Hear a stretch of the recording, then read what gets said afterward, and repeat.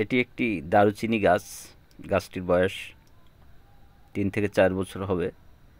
তো দারুচিনি নিয়ে অনেক গল্প, কবিতা, অনেক কিছুই লিপিবদ্ধ আছে।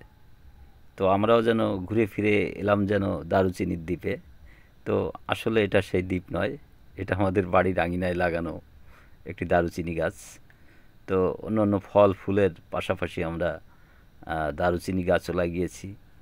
তো জানুয়ারি মাসের প্রচুর ফুল আসে, ফুলে ফুলে যেন নুয়ে পড়েছে এখন গাছের ডাল। দৃষ্টিনন্দন এ ফুল গাছ দেখতে অনেকেই ছুটে আসেন। এটি দারুচিনি গাছ একটি মশলা জাতীয় গাছ, অনেকেই জানেন। এর বাকল থেকে মশলা তৈরি হয়, আমাদের দেশের প্রচলন বহু আগে থেকেই হয়ে আসছে।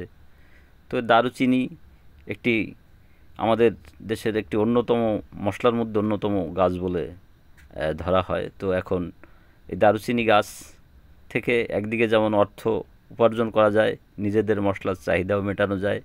আপনারাও চাইলে বাড়ির আঙিনায় কিংবা আশেপাশে একটি গাছ লাগাতে পারেন। বিশেষ করে দারুচিনি গাছ, যেটা দেখতেও অনেকটা সৌন্দর্যবর্ধন এবং আপনার পরিবারের মশলার চাহিদাও মেটাবে, পাশাপাশি আয় করাও সম্ভব।